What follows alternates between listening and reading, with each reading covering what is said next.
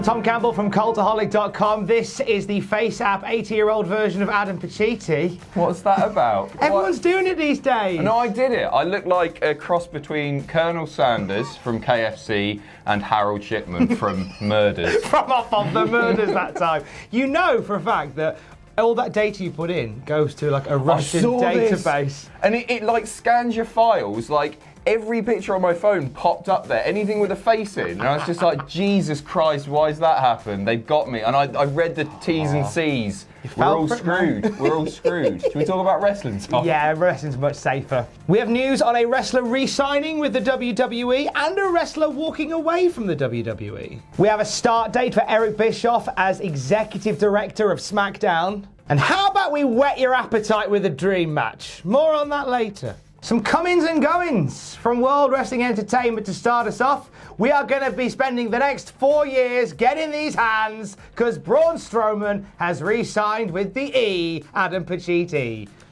I just can't imagine Braun Strowman anywhere else.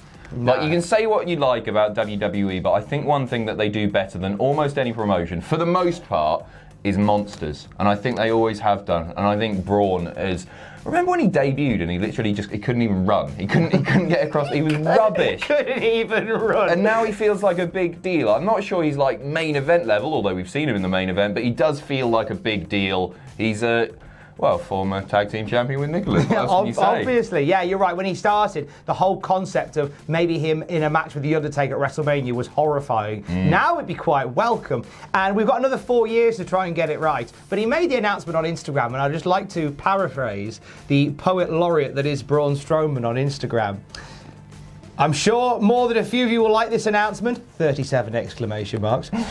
Here's to 4 more years of being the hardest working and best big man in the whole damn industry. Hashtag I like $1 million deals. Where's my pen, biatch? I'm signing. Either he doesn't know how to use hashtags, or he knows how to use hashtags better than anybody else on the planet. I believe that was trending last night worldwide. Could you do the hashtag again one more time in Braun's voice for me, Tom? Hashtag I like $1 million deals. Where's my pen, biatch? I'm signing. What? Like that. Get an hand. Well, I'm happy about this. Are you happy about this? I am indeed, but in order to let Braun in, we've had to let somebody out of the car, and Rhino's contract has now officially expired with WWE. It actually expired yesterday. It did. He turned up in Impact while under contract. Well, no, somebody didn't. turned up in Impact. And he looked like a human brick, and I can't think of any other men in the whole world that have the body shape of Rhino. I'm not body shaming, but Rhino is a... He's like a sack of flour, isn't he? He's a bit like a bollard. Yeah. Just because a man with the shape of Rhino turned up in a wrestling ring, did Rhino's move, did Rhino's taunt from WWE 2K16, doesn't necessarily mean it's Rhino. If it walks like a rhino and acts like a rhino, might not necessarily be a rhino. It could be Sabu with a bit of weight on. Could be Sabu, of all people. Imagine if it was.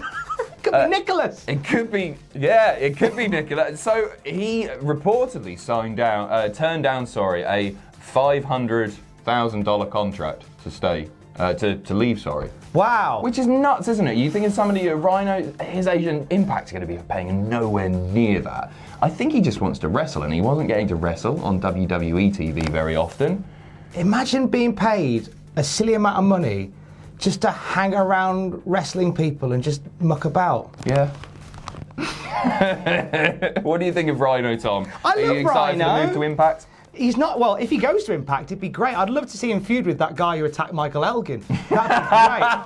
Because I feel like they might have good chemistry. Yeah. I've always been a fan of Rhino. Me too. I would put him up there as the second best spear in the biz. Oh, who's the first? Goldberg. Oh, good shout, you? Good shout. Roman Don't say Reigns. Edge. Roman. You really think? Roman's got an amazing Do you know what? spear. He really does. I quite like the fact that when Roman does a spear, he kind of hangs in midair with it for a bit, which I really like. It's like you could almost do it in bullet time, where you just spin around him. I like Roman's spear. No, I think Roman's got a great moveset. Superman punch is just a cool looking move too, isn't it? It's a bit like, it's silly. I like the bit where he goes, ooh ah. Ooh ah. Shine like a star. Shining so bright like the shine that you are. He's back, and he's better than ever, and he's got a knack for making things better. Talking about yourself there? Yes, I am. And in other news, Eric Bischoff has a start date for WWE. You know the podcast he does, 83 Weeks? Did you know there is a podcast called After 83 Weeks where they talk about the podcast 83 Weeks? They analyse the work that they've just done. It's like, no, it's a different group of people. It's a bit like Thrones Cast, but we didn't ask for it. I've never heard that in my life. Yeah. It's a podcast describing a podcast. Imagine if somebody started doing like WTF Extra, when it was just like a handful of people chatting about what Ross just said. Yeah, well, we can do it if there's people that want it. I don't think apply below. So on this podcast, they got Eric Bischoff on Skype, and he was in his hotel room in Connecticut. He'd made the big old trip down, and he was watching SmackDown in his hotel room. In his words, he was boning up, which is not a phrase you should use in a hotel room, really, Eric Bischoff.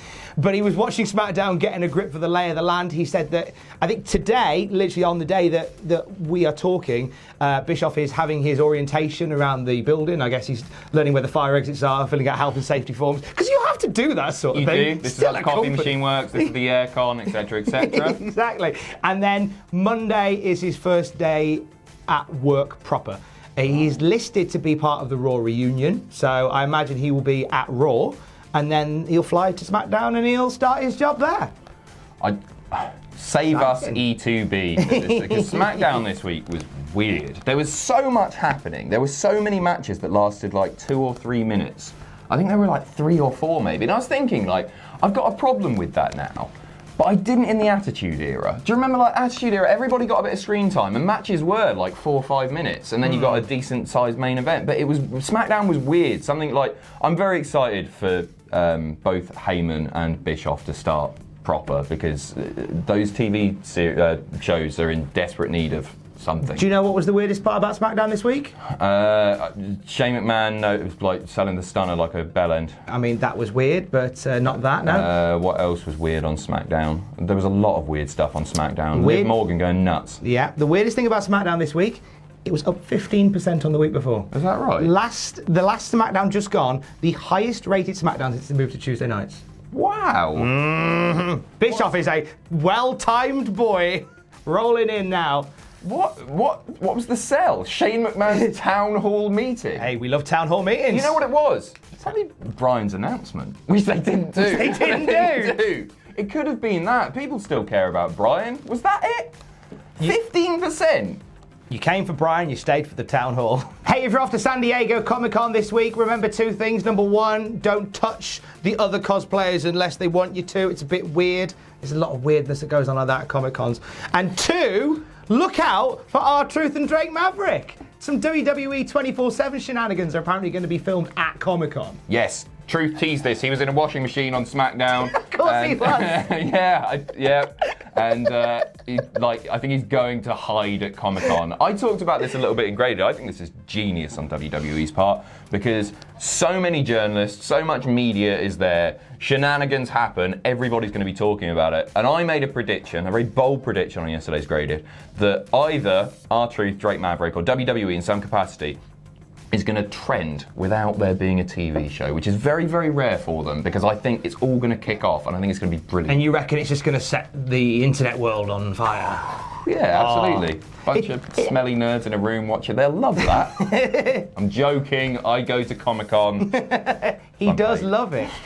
It's been some of the most captivating TV for both good and bad reasons, the 24/7 Championship. It's genuinely been something that's been highly entertaining. What we have learned from the last few weeks, that a Muppet running around with a belt and just posting it all over social media actually works out incredibly well for many people involved. Absolutely. I mean, like Drake Maverick. Oh. Back on SmackDown for a minute, Kevin Owens has been one of the absolute driving forces of SmackDown. Just a promo cutting machine as of late. Turns out those promos, they're not on paper, they're in his head. Kevin Owens said to Sports Illustrated that he's actually unscripted at the moment, which in this day and age of WWE product is a little bit unusual. Yeah, that's a real rarity. And you know what? He's one of the best promos after Samoa Joe. He's amazing, basically. Kevin Owens is on fire right now. One of the best baby faces in the biz. And it's probably very much down to some of the creative freedom that has been offered to him. He spoke a while ago about how he hasn't felt satisfied with his WWE run for quite some time, and I think partly because of the way the company works and him having trying to find a way to fit in. But this is a great example of the company sort of relaxing a little bit to let Kevin Owens play to his strengths, and my goodness, a lot of great strengths there. There is hope that come Monday, the Raw reunion, because Stone Cold Steve Austin's going to be at the Raw reunion. And Kevin Owens is going to be there too. So there is some hope for some shenanigans between those two. My only concern, right? Okay, don't stunner Kevin Owens. Knew you were going to say that. I agree. Then they wouldn't do. They wouldn't be so foolish. I know that's. They might be so foolish. They would. They could. No, they won't. They won't. There'll be a stun off. They'll do dual stunners, one McMahon each. Hopefully Linda and Shane. I'm picking on Linda. Sorry, Jen. Double stunners, beer everywhere. That'll be class. That'll be class. And then Steve will stunner him. I'm just nervous. No. They'll kiss. They'll do something. They'll kiss. And finally, we want to tease you with a dream faction war, potentially. AJ Styles has been on Twitter giving a little bit of jip to the Undisputed Era. And Adam Cole responded by saying, "Careful what you wish for, AJ." Ho, ho, ho, ho, ho. So AJ and the Good Brothers and the Undisputed Era back and forth a little bit on Twitter. How do we feel about that being a thing? I don't think it's fair because the Undisputed Era have 4 and the club only have 3. It's almost like the club may need one Fergal Love length. Oh, yeah. No, come on. Like, that would be amazing. They need an extra member of the club. Sir Triple H. Yeah, he's the original club member. The original club boy. Hold him up. Faction war, though, between Undisputed Era and okay, we're playing fantasy booking here. I'm aware of that. But it's still quite an exciting prospect. And my thinking on this, if this match happened on WWE TV in its current form, I wouldn't want it. Like, imagine this. We've got the Good Brothers and Styles, the club, versus the Undisputed Era. 2 out of 3 falls back from the break. No, come on. Why are you assuming it's going to be on Raw? What? Where did that come from? You laugh. No, it wouldn't surprise me. However, if for whatever reason they did this as an NXT thing or some kind of network special, down for that completely. They'll never do it, will they? I really want it, and I don't want to just go, nah, that's rubbish, because we're talking about, but they just won't do it. They don't care about, Vince doesn't care about factions, which is so frustrating, because whenever I think, like, sort of get into a fantasy booking mindset, quite often it relies heavily on, like, factions, because I just think factions are cool. They can be overdone. We saw NWO, obviously, was just, like, too much, took over every TV show, but I want to see that. Do you know who I blame for Vince's hatred of factions? Go on. Los Boricuas. I blame you, because it was in '97 when you lot formed from the ashes of, what was it? Was it the Nation of Domination? When the nation split off.